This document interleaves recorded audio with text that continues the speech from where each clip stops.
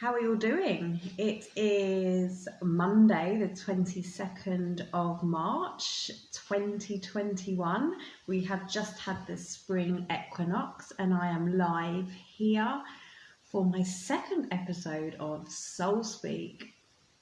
So I will just wait for some of you to come along and just drop me a comment when you are live, because right now I cannot see any comments, and I am hoping that changes in a minute, because otherwise my live strategy is not going to work. Hey Pauline, nice to see you. Brilliant. I can see some of you are coming on. So if you've not been here before, the way that tonight's going to work is I'm going to be talking to you. Hey Carrie, I'm going to be talking to you about a particular subject, but I really want to hear all of your questions. I want to know about what's going on with you, and especially on the topic, if there's anything that you want to know or any experiences you've had, drop them in the chat and I will do my very, very best. Hi Anya, I will do my very best to answer them.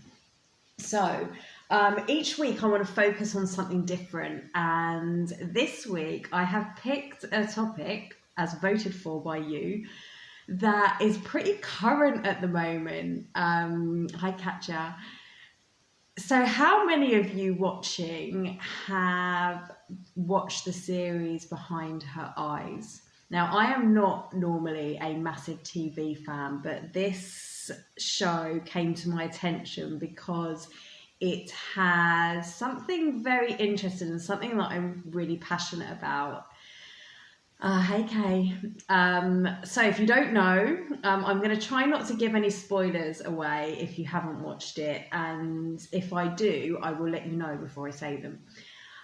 But tonight's subject is all about lucid dreaming and spiritual awakening. I think we might go into a bit of astral projection, which isn't my specialism, but I know about it. But I've only, I think, done it once, so it'd be cool to talk about the different aspects of them. But lucid dreaming, I love. It is probably my most favorite spiritual practice because we can do it when we're sleeping, which is awesome. So, how many of you have ever had a lucid dream? I'll tell you what, I'll explain what a lucid dream is first, because there's often some confusion about what it is, and because often people think that, because I think the term lucid means clarity or clear. And so people often say, oh, I had a very vivid dream or a very lucid dream, and they're talking about a dream that was very bright and very colourful and very real. But a lucid dream is something different. A lucid dream is when you are asleep, so you are in REM dream state, so you know when your eyes do all the flickering thing and you're actually in a dream. But when you are in the dream, you wake up in the dream and you go, holy smokes, I'm dreaming. So how many of you have ever had that experience? So you have been in a dream, you've been doing a thing, you've been, I don't know, at school as an adult, or Shelley, I've watched a YouTube about training yourself to lucidly dream a week ago. Awesome. Well, you're in the right place. I'm going to be talking about that too. So yeah, how many of you have been in that dream state doing whatever it is you're doing, and then you go, whoa, I'm dreaming, and then gone, I don't know what to do. For me, the first few times I did it and I was like, oh my gosh, I'm dreaming, the first thing I would do is start flying. I would like jump out of my seat or out of wherever I was and start flying around, because why wouldn't I do that? That's one of the things that you can't do in physical reality. So it's different to maybe shamanic journeying. It's different to yoga nidra. It's different to meditation, but it is because you're asleep. But you are actually, what's happening here is your frontal cortex, which is, they say, the space where your I am is, you know, that part of you that knows that you are you, that part of you, I guess maybe your ego mind, that part of you that knows that you are, like, that I identify as Melissa, that all sits in here. And normally in the dream state, in the normal REM dream state, that part of us is asleep. So we can be having a dream about literally being anybody. So sometimes we dream that we are a man if we're a woman, or that we are, you know, a kid instead of an adult. And at the time that dream feels very real, we feel like we are really that person, because that frontal part of our brain is fast asleep. And it's not until you wake up and you know, your alarm goes off, or, you know, you wake up and you go, whoa, I just had the dream that I was, I don't know, like a monk from whatever, and that was nuts. And then you realize that it was just a dream. Okay, so a few of you have had that experience, and a couple of you have said, I still haven't mastered how to take over though. Many times I know that I'm dreaming, but it doesn't scare me, or that I'm like, holy Moses. For me, it's not scary. For me, it's, and it shouldn't be scary, because you are watching, or you are immersed in a projection of your internal reality. I had a dream recently. A woman asked me to help her find out how her sister died. I remember walking in and loving her decor and saying to myself, I need to remember so I can use her style. You need to get hold of Shelley, who's watching this, because Shelley's a designer. So, Carrie, you might be able to make that connection in there. Most of the time I'm myself and just the way I am. Yeah, I must say, most of the time I am me. But I digress. So when we are in our lucidity, when we find ourselves awake in our lucid dream, what's actually happening is we are finding ourselves immersed in a projection of our inner psyche. Maybe that is a little bit scary, who knows? But we are, you know, if you can ever remember your dream, you know that we can feel things. You know, it's like, you know, they say, like, pinch yourself to know if you're dreaming. Actually, you can. It can still hurt. I remember one actually lucid dream. I started to run through these tables, and every time I ran through the table, I was like I was walking through the table weirdly, but I could feel it. I was like, ow, ow. So it hurt. There was pain, but there wasn't. Like, I wasn't attached to it. So as soon as it happened, then it finished. Phyllis says, the first time it happened, I did get scared. I was like, oh my God, am I dead? But now I'm so used to it. I love going to sleep and dreaming. I'm in a different universe. Yeah. Dreaming's one of my favorite habits. And I saw that Kerry put on the chat that she rarely dreams. So that's another myth I would like to bust right now, is we all dream. And actually, I think it's every 90 minutes we have a dream cycle. And at the end of that 90 minutes, we go into what is called REM sleep, rapid eye movement sleep. And in that sleep, we dream. And we all dream. And that dream is there to, what they say psychologically, it's there to process and to like file away what's happened in the day. But a lot of us don't remember our dreams. We have dream amnesia. But I'm going to tell you, there's a way to stop that. So, step one, I suppose, on how to lucid dream. The first thing is to start to keep a dream diary. So why are we doing this? So the first thing is we want to start to get to know when we are dreaming. So for me, when I hadn't had a lucid dream in my life, or maybe I had as a kid, and it was a practice that I wanted to harness. I'd come across Charlie Morley, who's amazing. Do look him up. He will talk about this in an amazing way. I learned everything, well, most of the things that I had from him, which I haven't learned from my own experience. So I'd come across Charlie Morley, and he was talking about this lucid dream thing, and he was talking about it with such enthusiasm and how it can help with our spiritual potential. I was like, I need to get a part of this. So the first step was to create a dream diary. It's really simple. It does not have to be anything massive. Just have a diary. I have a day diary, so it's got the date on it just to keep me so that I write in it every day. But you can have any notebook there. And the trick is, especially if you don't dream or you don't remember your dreams, the trick is to write in it every day and write in whatever it is you remember. So Kerry, you say that you don't remember your dreams. So you would start off by waking up in the morning and just jotting down anything you remember or anything that you feel. So it's like, oh, I feel calm, or I feel like I've been running through a jungle this last night, or I feel like I've been dragged through the hedge backwards, or I feel like I've been floating, or I feel like I've been on holiday. Like, start with something, or a color. Sometimes we might remember a color or a pattern or something. So start small. And then what I do is I almost like try and track backwards. So I'm like, okay, where was I? What was I just doing?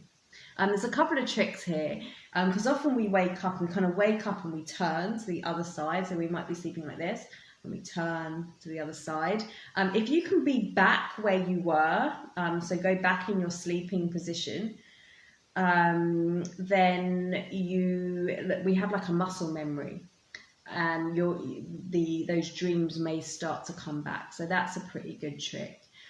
Also, have this dream diary by your bed, because if you wake up at 4 a.m, my husband bought me, I think it was last year for my birthday, a pen with a little light on the end, so that I can write and not wake anybody up.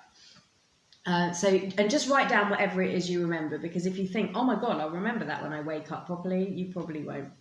And like I say, your dream is at the end of that 90-minute period. We go through these 90-minute cycles. So you might wake up at like 4 a.m.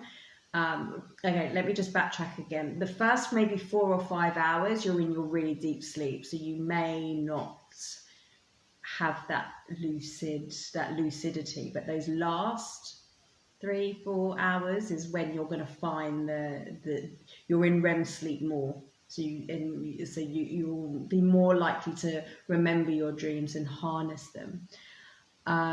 Is there such a diary with 1 page per day where you can log your dreams? Yeah. Yes. You know what? I bought the Biddy Tarot diary catcher. I haven't used it, so I'm going to send it to you. It's got card spreads in it. But any diary, and you just get like an A4 diary with a page a day and just write in it, and you can make your own sections in it if you want. You don't have to have anything special. It's just writing down, write a title. That's quite handy, because then that can help you remember when you want to go back and reference them. Yeah, Kerry, give it another go. So don't be hard on yourself. It's not like you have to remember every detail. Just remember what you can: a color, a shape, a feeling.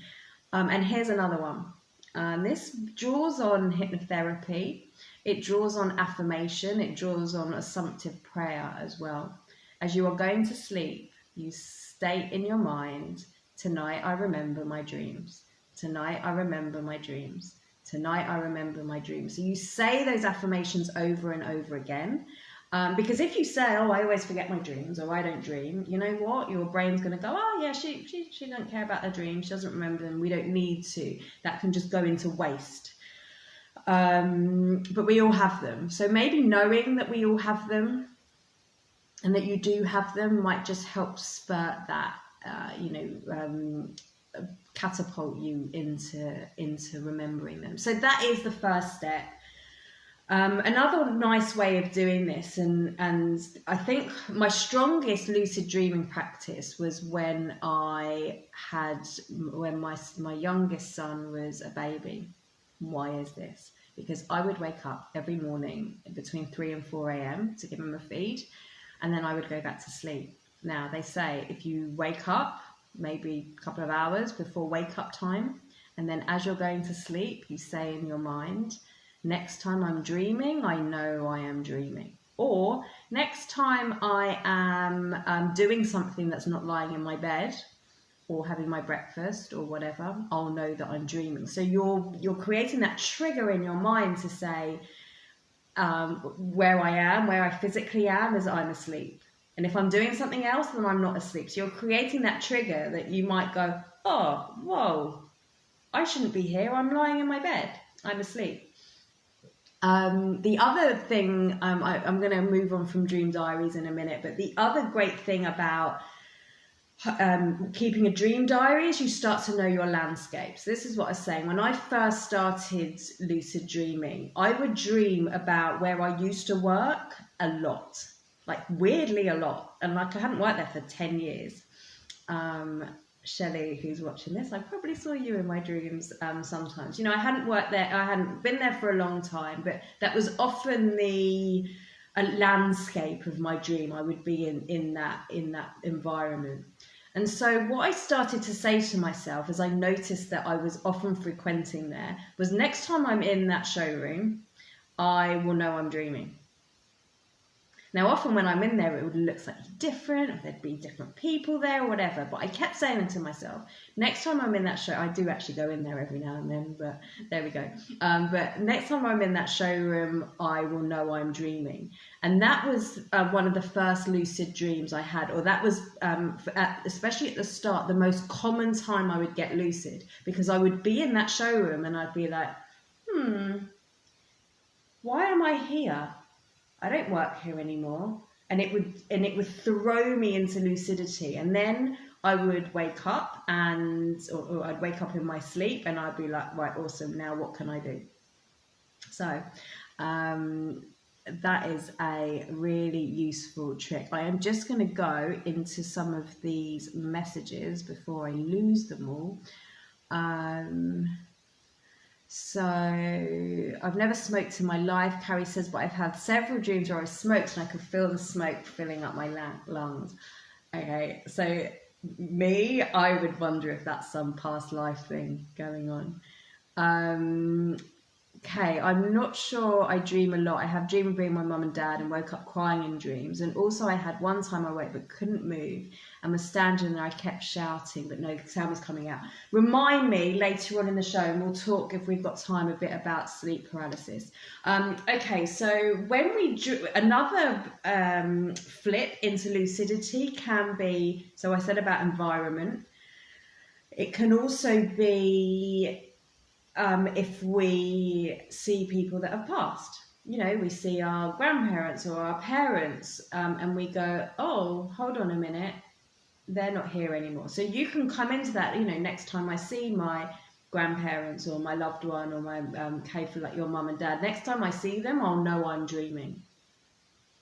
And you might be afraid that you're going to be breaking that state, and you know, you maybe you want that dream, but if you are lucid, then you have, I don't want to say control, but you are able to direct that dream in a way. You're not passive in there. You'll be able to ask them the questions that you want to ask them, tell them the things that you want to tell them, have that communication rather than you know, having maybe your fears or, you know, your subconscious mind taking over. You'll be able to actively direct what's happening in there.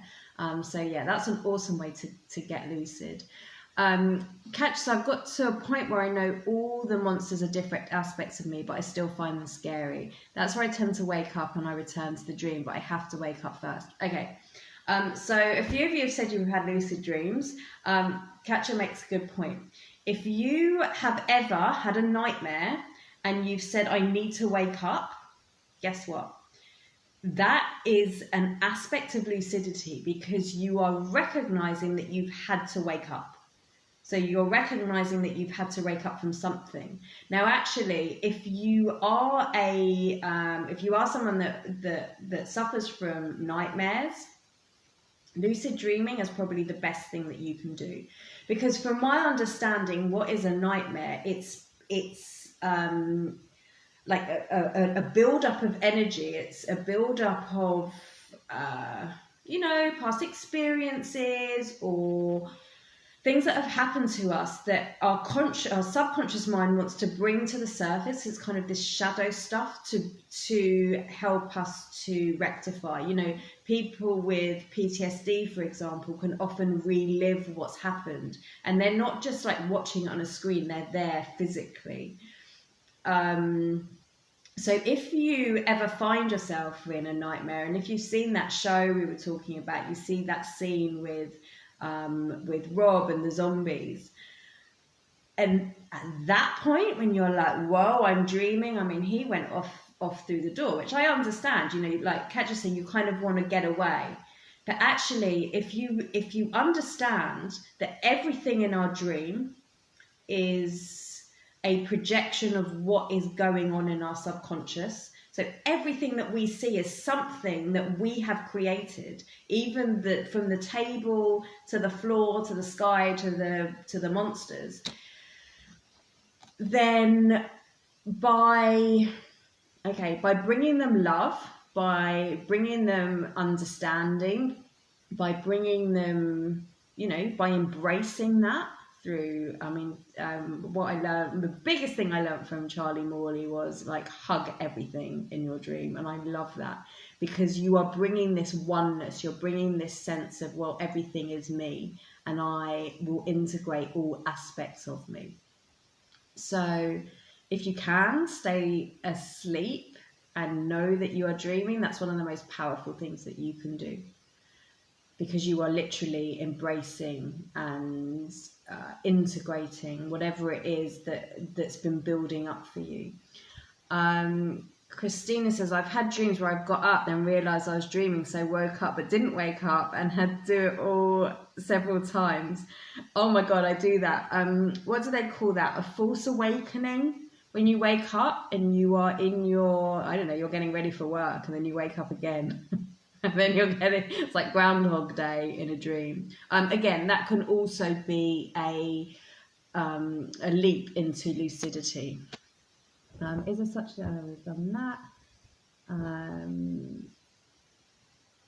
I used to go into the showroom and ask myself, what am I doing here? But it wasn't a dream. Yeah, know that one, Shelley. Shelley and I used to work together. Ruth, apparently I have conversations with people while asleep. It used to be quite regularly.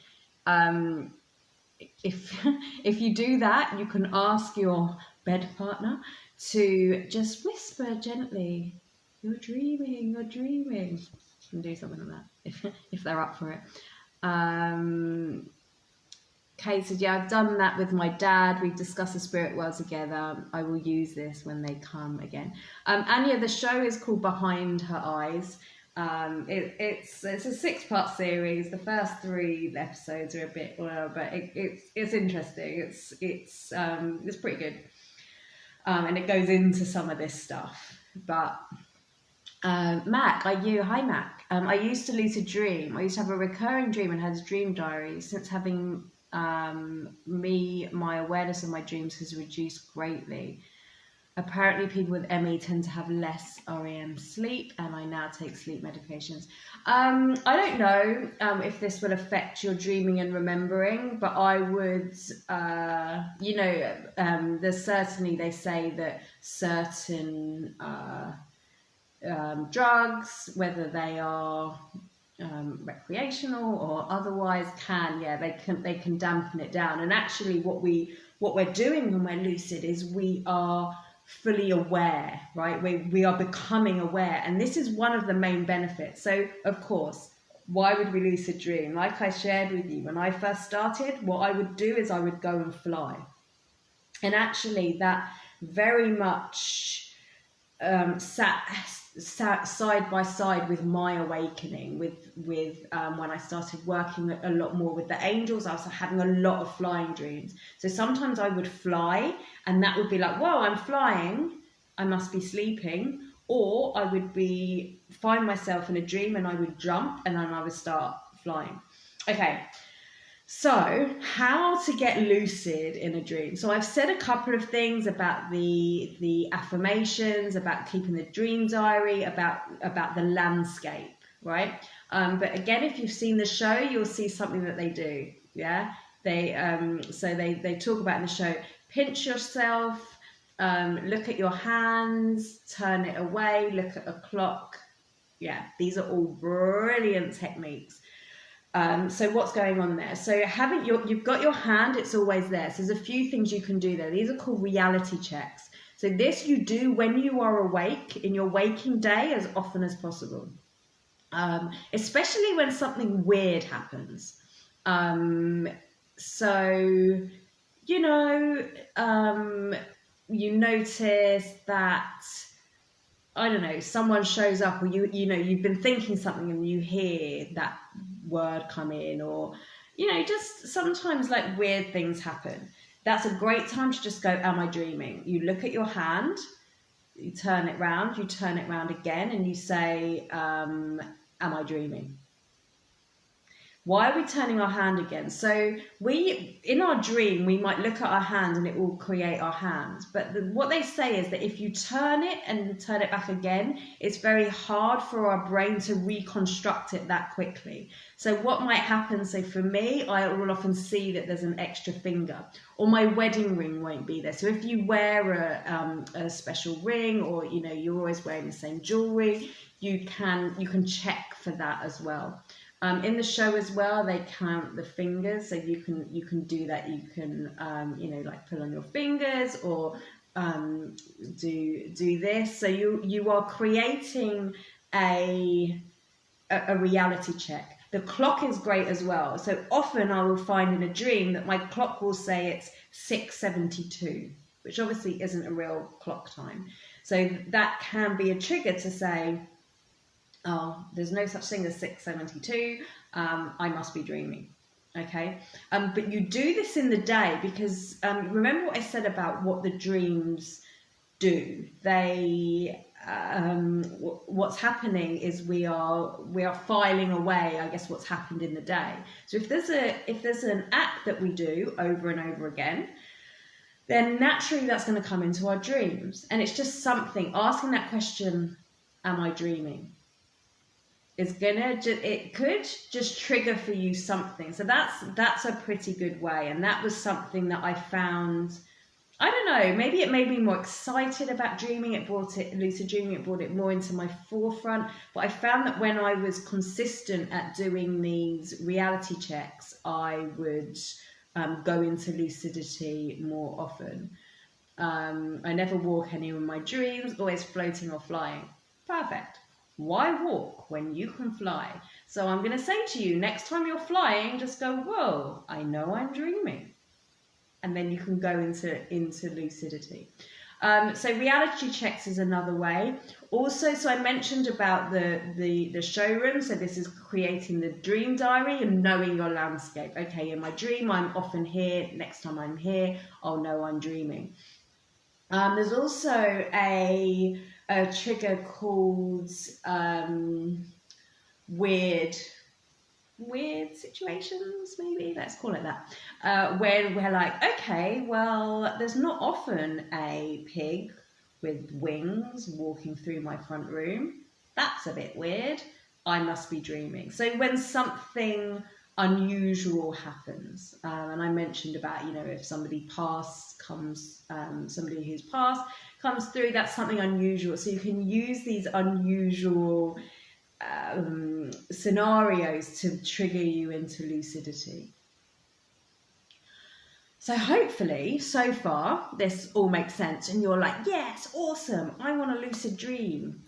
I can do it. But why would we do it? Now, I called this show Lucid Dreaming and Spiritual Awakening. Why did I do that? So I've spoken about some of the fun things that we can do in lucid dreaming, the flying. I mean, there's all sorts of, should we say, sensory pleasures that we can partake in with our lucid dreaming. Everything, if you've ever had a lucid dream or you remember your dream, often the dream is very bright. Everything is like on, like super tangible, and the colors are brighter, the tastes are bigger, like everything's bigger. And they actually say that things are 7 times stronger in your dream state.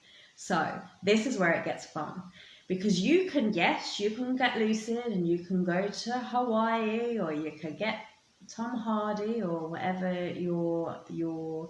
um, your figure of choice would be, to come to you and just have a blast. And do that, please do that, because that will increase your enthusiasm, and that will, make it enjoyable. And that's the way we all like to have fun. But there's other things that you can do, and this is what I love about it. So we started to talk about the zombies or the monsters in the dream. This is where it gets interesting. So, as I said, everything in our dream state is a projection of our mind. It's something that we are holding in our subconscious that is coming out, and we work in symbols, right? We are very symbolic creatures. So whether I always used to have that dream, tell me if you got this dream where your teeth would fall out, or like your tongue would swell up, or oh my God, I used to always have this dream that I would have chewing gum in my mouth and I couldn't get it out. I'd be pulling it out. So these are like anxiety dreams. So there's something going on there that my psyche wants to resolve, because we are always trying to come into resolution. So whatever it is, whether that comes to you as the teeth falling out the jaw, or the hair, or when I was getting married, I lost my makeup bag like all the time in my dream, or it's like full on zombie thing going on. There's something there to be resolved. Now, if that comes to us and we are faced with it, rather than going, oh my God, I need to wake up, we can do something. We can engage with this. So hey Kelly, one of my lucid dreams was, I was very brave this night. I got lucid, and let me just answer this. Matt, you said, will the Carl Jung symbolism help? Yes, it can do, but actually your own symbolism is the strongest thing. So like for me, I used to work in the motor industry. So for me, a car will have a lot of different meaning than what the book might say about a car, for example. But yes, of course, our brain uses what we know. So let me give you an example about that with the symbolism. So one time I was having a lucid dream.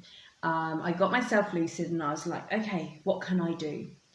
And I shouted out into the arena. I was in this like house, and I shouted out into the arena around me, and I said, show me fear. And I kid you not, when I heard these words coming out my mouth, and I was like, what are you doing? You must be nuts.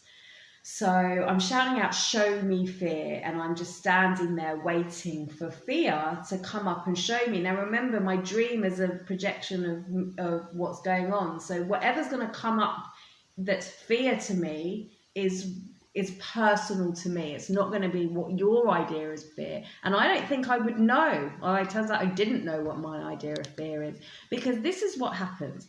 A man, a middle-aged, bald, short, fat man, started walking down the stairs. And this is a guy, as far as I know, I've never met. He didn't really even look like scary. He was just this man. He comes walking down the stairs, and he's standing there in front of me. And I looked at him, and I knew that this guy represented fear. So I'm standing here like this. He's standing here like this, and I'm kind of there looking at him. And then, because he didn't look scary, because he was my representation of fear, my whole body recoiled. So I physically, or in the dream, went poof and flew back up, like a million miles an hour. I could feel my body going, recoiling back, trying to get as far away from as possible from this man, this fear. And then I heard in my head, embrace this, embrace your fear. You know, my point is to integrate this fear so that I don't feel the fear anymore. And I kind of had that realization, and I pulled my body back down to meet this guy. And I remember like going like, oh my God, Melissa, what are you doing? But I pulled the body down and I gave the guy a hug. And as I gave the guy a hug, he just disappeared. He dissolved into nothing. And I just remember standing there going, wow. I don't know. It was like, it's like part of me had overcome my fear by pulling myself back, but I just knew that something big had happened there. And I kid you not, this is when I started to get more vocal, more, you know, like I would come on and do my lives and do things like this. So that was big. Now, what's interesting is sometime later, I don't know when it was, a few months later, like 3 or 4 months later, I remember becoming lucid in my dream again and doing the same thing, going, show me fear. And the exact same thing happened. This same man comes like bowling down the stairs, and I just looked at him and I went, oh, you again. And he just sort of looked at me and went, eh. And it was just like an old friend had come in, and it was just like, oh, hey. And there was none of that physical response. Kay's asking what was my fear. It wasn't like I was scared of middle-aged men or spiders or whatever. It was just, I was using that dream to help me understand whatever it is my fear. And that was like, weirdly, of all the things that it could have been, you know, you'd expect it to be, I don't know, shadows or spiders or what, I don't know, these big things. But it was this middle-aged guy. So let that be, you know, I don't know if that helps answer your question, Mac, about the symbolism, but it can be anything. Now, if you have got a particular fear, so for example, you are scared of spiders, if you're brave, you can be in your dream and call out for spiders. Because remember, when you are lucid, you are not in control, but you are directing the dream. So you can call out for spiders. And then you, and remember, you are feeling it, you are seeing it as if it's real, but you know that you're dreaming. It's almost like you're in these, you know, these virtual reality things. So you can be brave. So you can call out for spiders, for example, and have the spider in, and in your dream state, stroke that spider. What that's doing is it's telling your nervous system, it's creating these neural pathways in the brain to say it's safe. If your nights are spent lucid dreaming, do you wake up tired? No, it's actually the opposite, because you are, I don't know, for me it was the opposite. The only thing is that you are, the practice that I was doing and that works best for me is if I wake up at 4 a.m. and then send myself back to sleep. So get up, like go to the loo, or, you know, kind of sit up, write down whatever you remember, and then go back to sleep and say, next time I'm dreaming, I know that I'm dreaming. Or you can go back into the dream that you were just having and going, you know, next time I'm here, I will know that I'm dreaming. So no, I didn't find that I'm more tired, because you're still asleep, your body and everything else, and this is you know, you have your most restful sleep in that first chunk of sleep time. So I don't know. And also when I have lions, they are normally, I can get lucid more easily just then.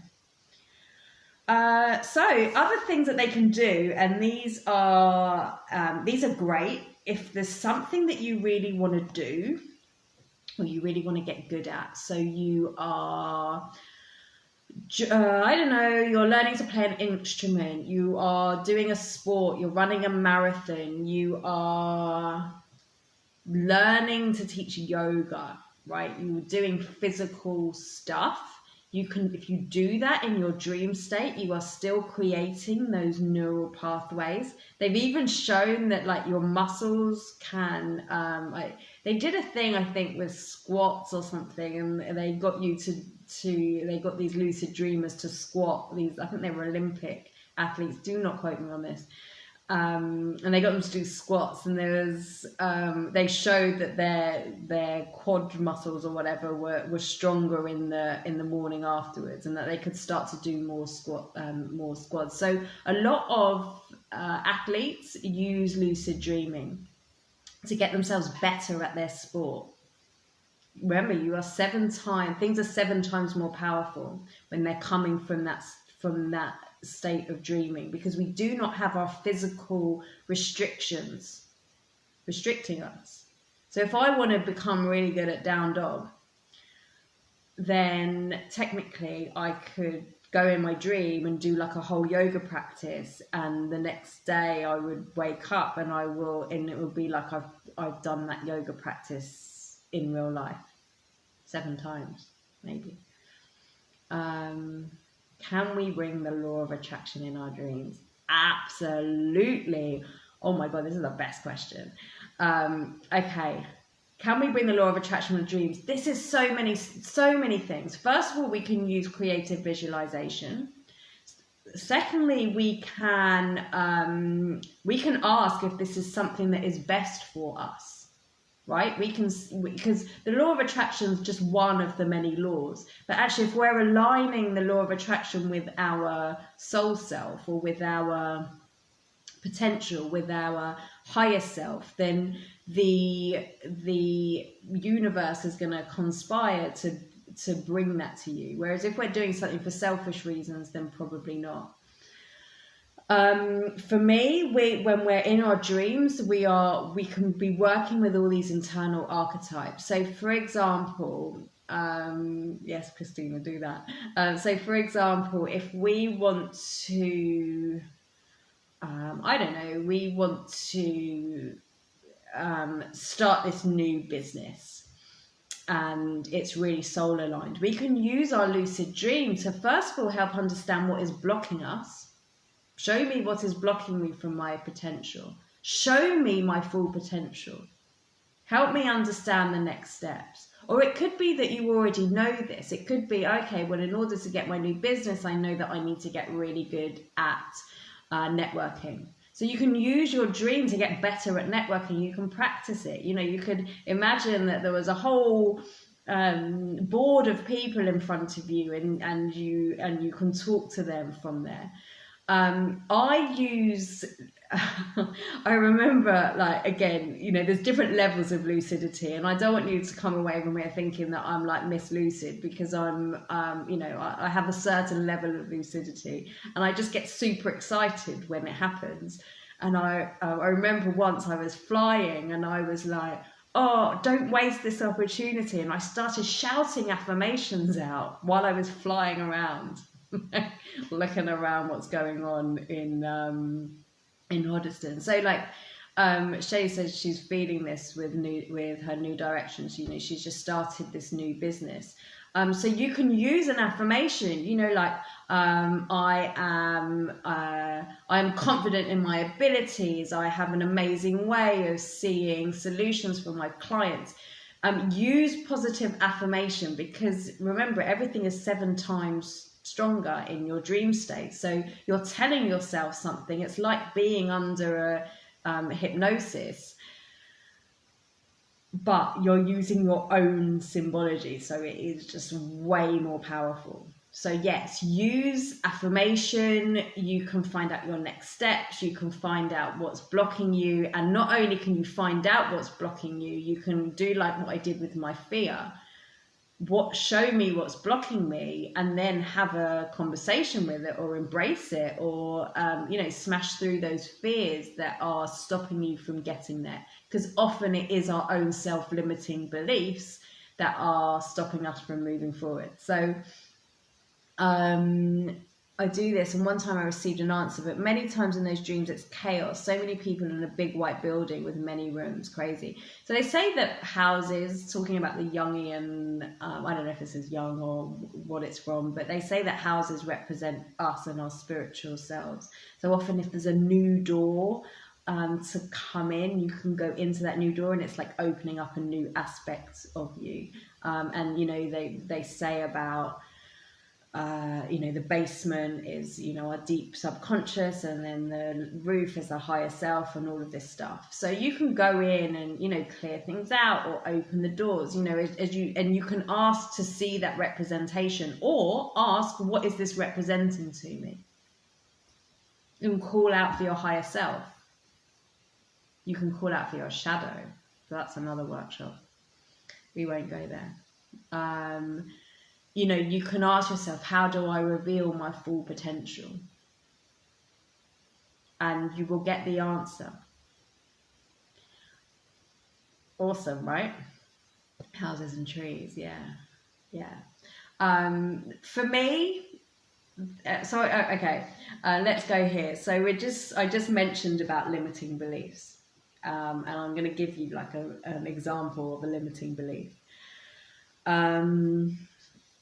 Okay, so if Toki, we had another one of these show up last week that just started messaging everyone and saying that she's drawn to you.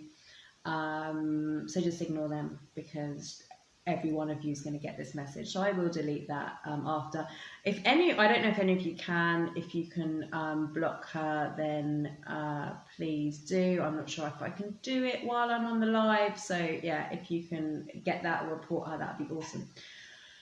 Okay, so funny she showed up with limiting beliefs. How do we read a written unfamiliar text or words? I'm not sure what that means. Okay, limiting beliefs. So I would have this dream. One of the things that I wanted to do in my lucid dream was to smash through walls, because I understood that everything in my dream is created by me. So therefore, if I'm creating a wall, this wall isn't real, this wall is a creation of me, an aspect of me, then I can move through the wall, right? Does that make sense?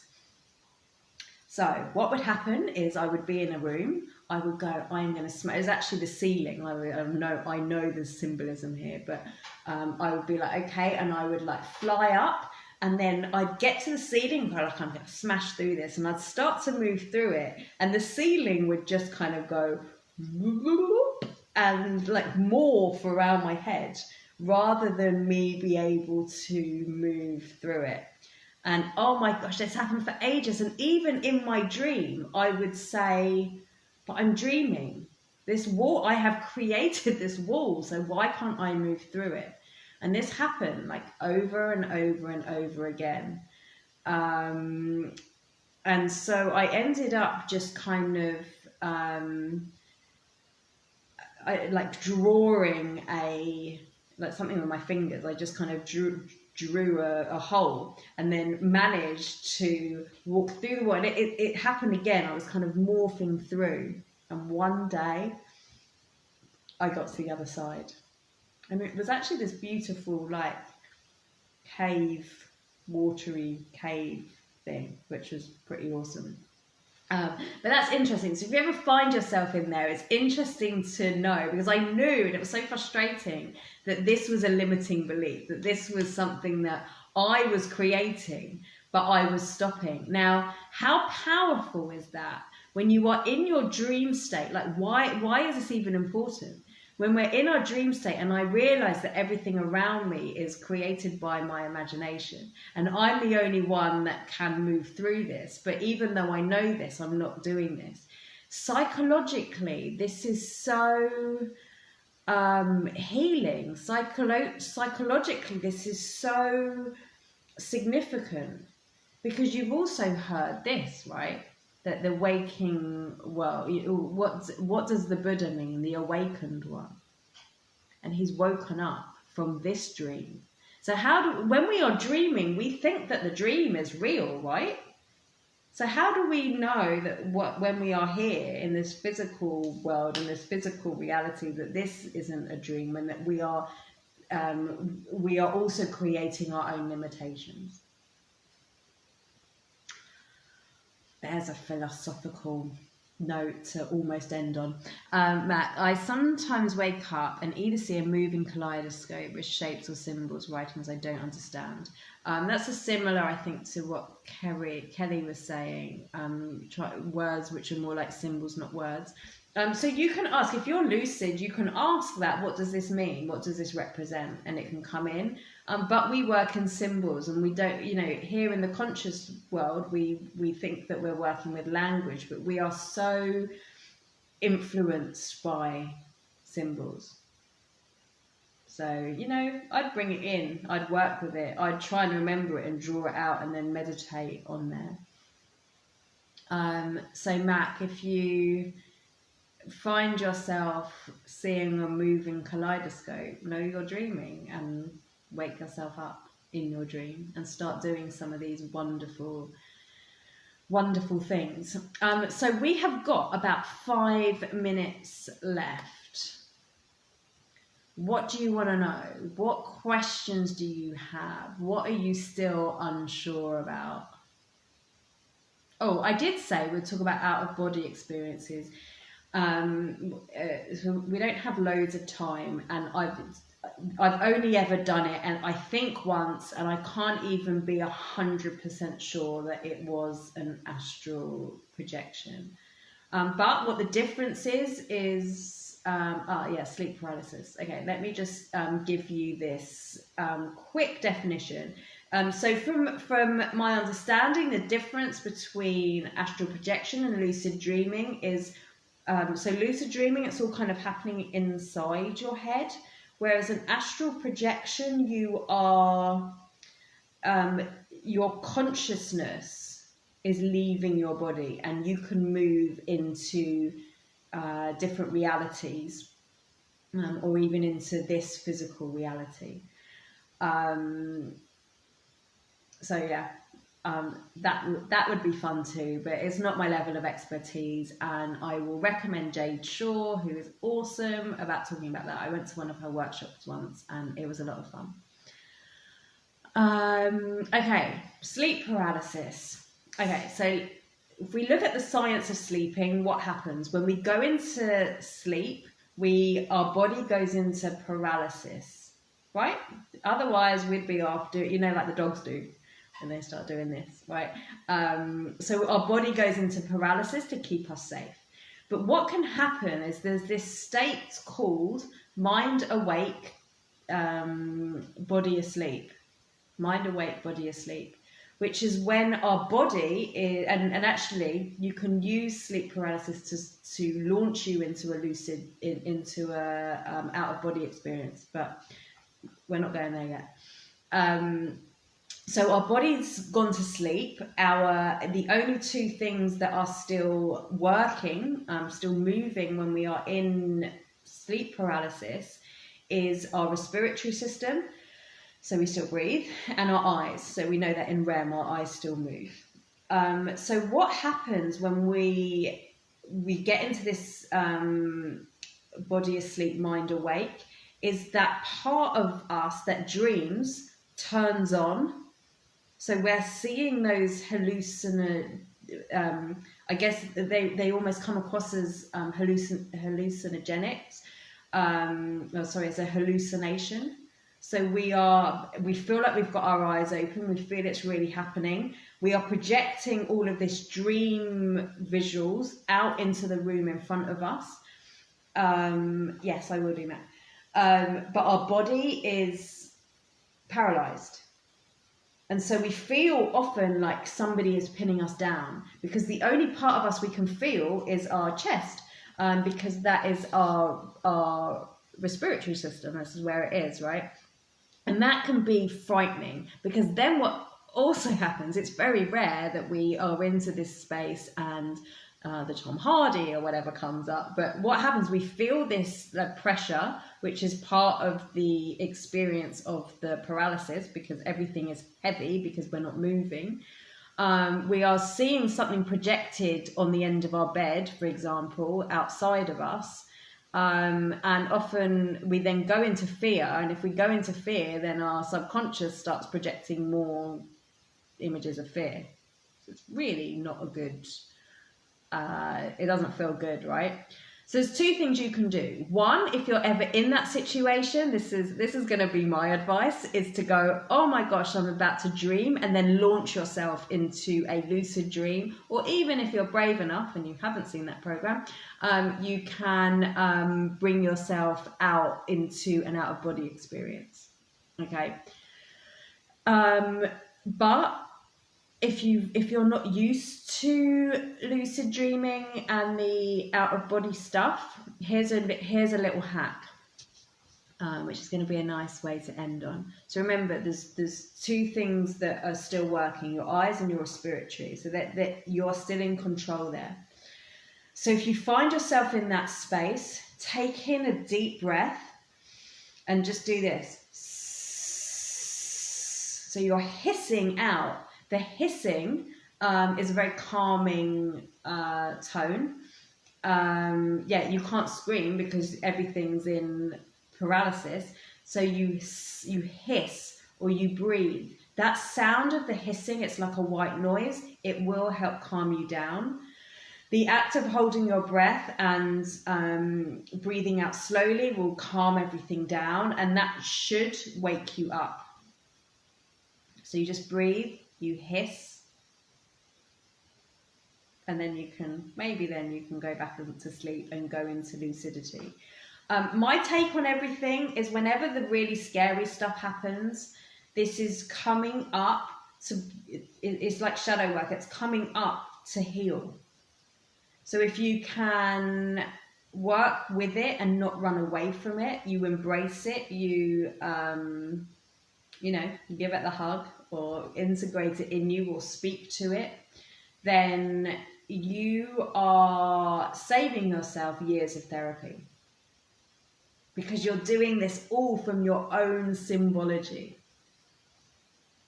So I hope that has been interesting for you, and that you've learned a little about lucid dreaming, about the potential in there, about how we can use, a third of our lives, right, we're asleep.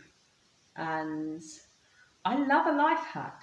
And for me, this was something that was very changing for me. I wish I did it more often. For me, it is definitely a practice. I think some of you have said that you go into this spontaneously, and that's cool. Like, if you do that, then make sure that you keep writing it down, and the more you write it down, the more enthusiastic you are with it, the more you work with it, the more this will come in for you.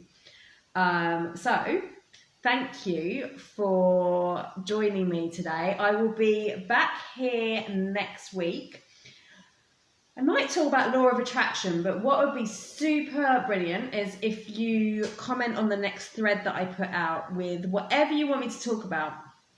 If it's something that I know about or something that I can download for you, then I would be delighted to do that. And please, if you have any friends or family or anyone that you think will be interested in this, I'd be super appreciating if you could share this page with them.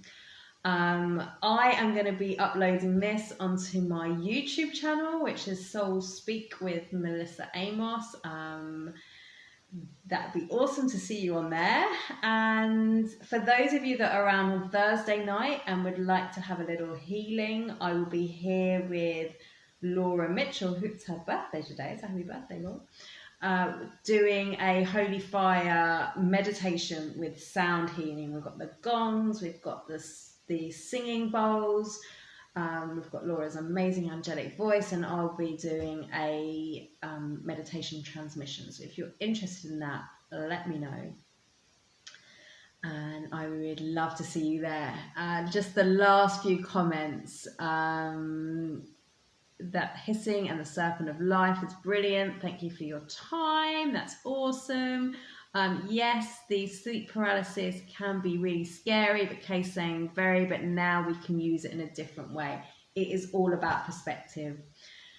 So it's been a pleasure. Thank you all of you for tuning in. It means the world to me, and I will speak to you all very soon. Thanks for tuning in.